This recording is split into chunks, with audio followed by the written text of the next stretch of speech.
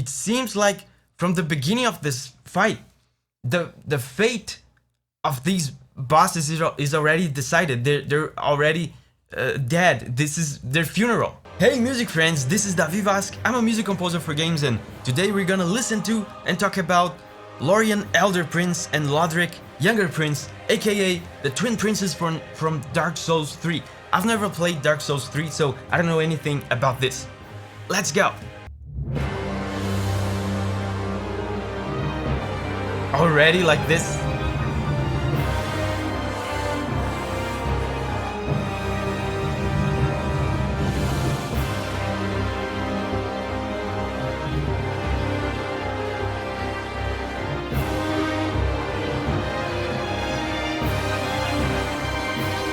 Oh god.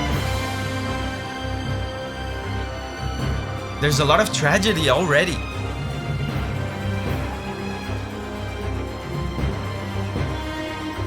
Can you hear the harpsichord?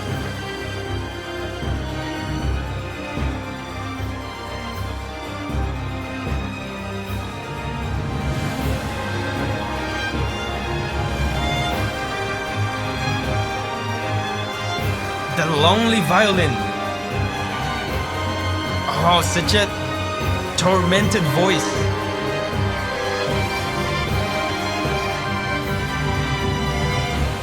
God, this is so sad.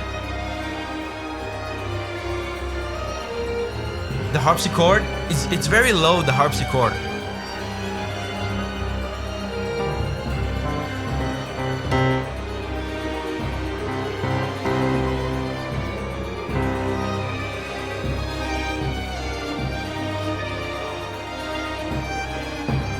This is not what I was expecting at all. Okay. It sounded like that something was about to happen there. There was a build-up. But anyway, you know, I've never played Dark Souls 3, so I don't know the background story of this. But from my experience playing some other Souls games and listening to a lot of Souls music, there are basically two types of Souls music. The most of the Souls music that exists, I feel like is that kind of super loud, super intense, with a lot of anger, with a lot of rage, with a lot of violence in the sound, right? Super loud orchestra, choirs, which is the kind of song from, you know, Ludwig. Remember Ludwig from Bloodborne? That kind of maddening, enraged sound, super intense, super loud. And the other type of Souls music, which for some reason always seems to get me by surprise. They always seem to make you expect the former type, the loud and enraged one. The second type is this. It's the tragic type. It is the type from Gwyn, Lord of Cinder, remember? It's the kind of one that you go pumped up to beat the crap out of the boss, and then you end up feeling bad for punching this old bastard. I feel like this might be one of those. In terms of intensity, in terms of loudness, it's actually pretty intense, but in terms of the emotions of the chords that they are conveying here, it's super sad, super tragic. There's no, I don't feel evil here. I don't feel rage or anger. It's just tragedy. So we start off here in duple meter. This is 1, 2, 3, 4, 1, 2, 3, 4, 1, 2, 3, 4. At this point, I wasn't entirely sure if this was tragic or evil, but there's something about the chords here, man.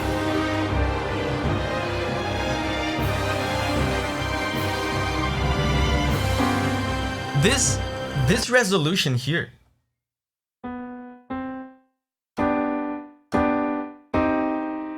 It's strange because this is just a simple, it's pretty textbook resolution. 10th chord, right? Home chord.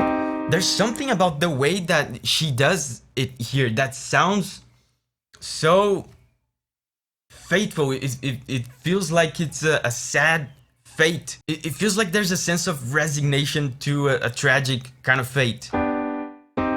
Yeah, and that might be because if you notice the bass, even though the chords are changing on top, the bass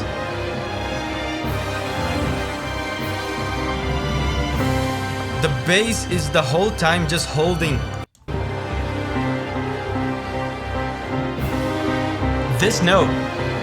So that, and this note, by the way, is the root note, is the main note of the home chord. So that sense of fate, that sense of finality is always kind of there, even though she's changing chords on top.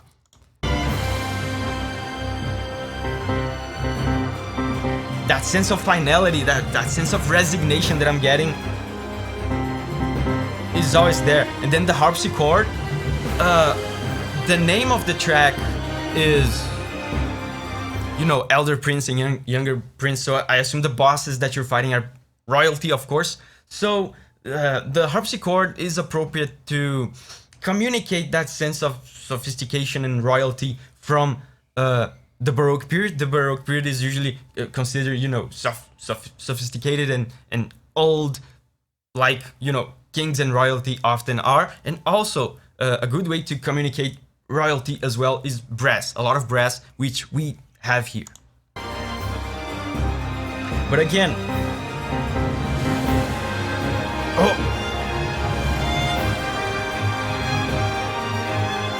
and the lonely violin, man.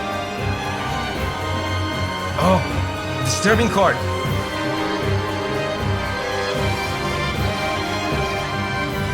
Again with the fateful resolution. But here they tease it a lot more. They hold the tense chord for a long time, is what I'm talking about. They keep holding this one root note that gives you a sensation of finality and resignation to a tragic fate. And they keep changing the chords on top. Check out again the fateful resolution and how they keep teasing and holding the tense chord for a long time here to give you that sensation of a fateful resignation.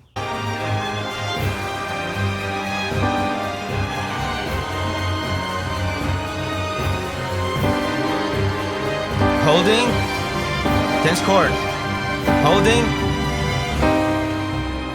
They take a long time to resolve.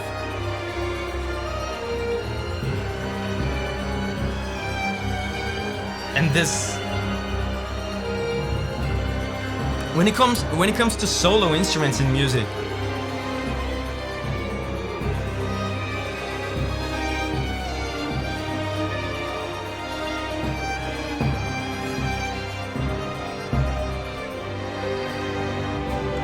I always feel like solo instruments in music are very good at communicating individual voices, especially in games. They're very good at symbolizing specific individual characters. I wonder if that's the case here. It sounds like such a unique voice, you know, with a story to tell. This violin, it sounds like it could be maybe one of the princes singing their woes and their tragedies. But anyway, something big is about to happen here.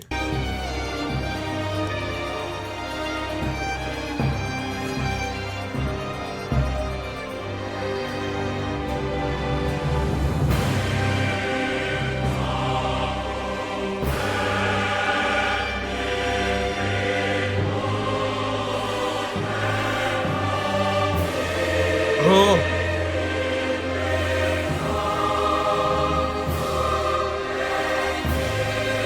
You know what this sounds like?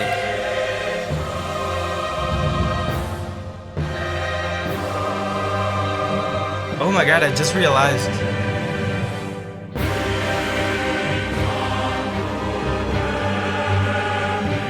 And now it's a triple meter, by the way.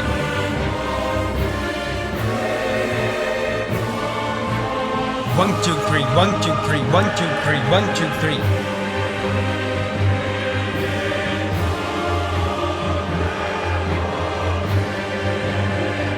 Okay, so you know what just occurred to me? This is amazing, by the way. The choirs come in, it's super intense, more intense than the previous part, but still super super tragic. You know what this sounds like to me? I just realized this sounds totally like a requiem.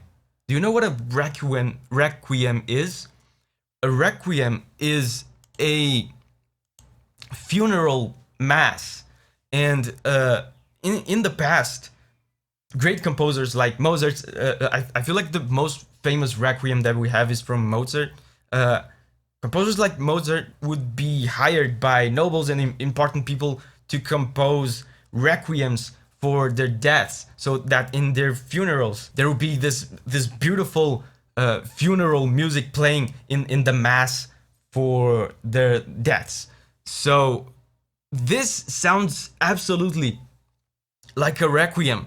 The choir is very characteristic of the requiem. So this sounds like funeral music, like music that you play at someone's funeral, which is very interesting because in a boss fight, it's a fight. You go back and forth, but remember the sense of resignation that I told you about earlier. It seems like from the beginning of this fight, the fate of these bosses is already decided. They're already dead. This is their funeral.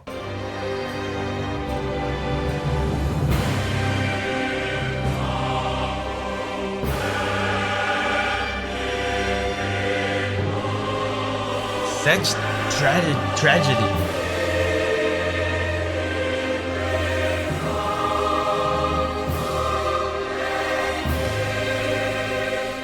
Man, this must sound amazing in the game.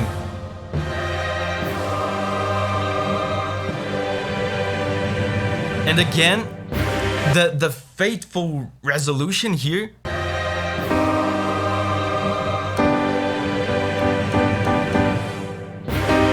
So they delay, they even put, check this out, they even put a little moment of silence in between the tense chord and the home chord just to delay that resolution, just to delay that sense of finality. Tense chord, tense chord, tense chord, silence, resolution. So this is the resignation to a tragic fate resolution. That's what I'm calling. It's kind of a mouthful, but this is how I feel about this. We're in a sad key right now. The sad key gives me that sensation of something sad and tragic. The tense chord signifies the tragedy, the tragic fate, and the home chord makes me feel that resignation, that sense of finality, that sense of acceptance to the tragic fate. At least that's how it makes me feel. And it feels very appropriate when I think about how this sounds like a requiem, and the whole tragic energy of this entire track. Jesus Christ, this is very good, very sad.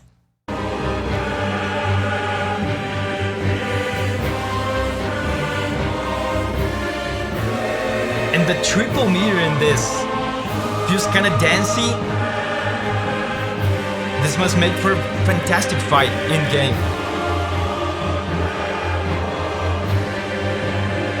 And again the fateful resolution.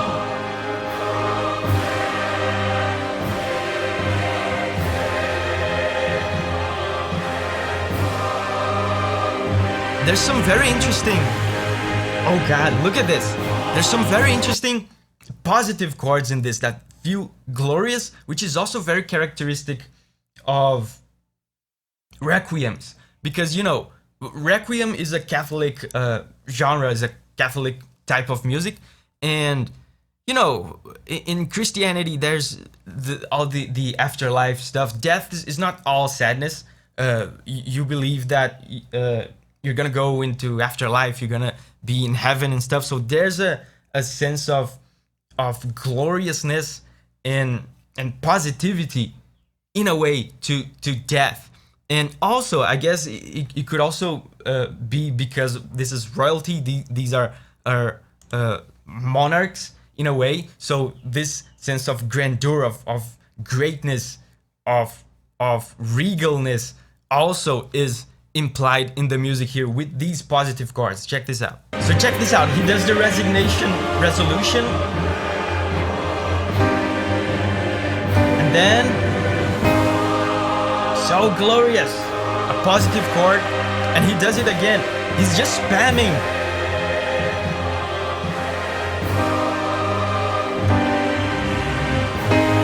Again, glorious positive chord. He's just spamming the resignation resolution here.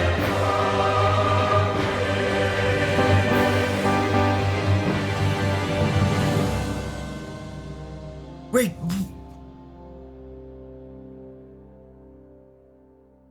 Did you guys hear that? Why did she...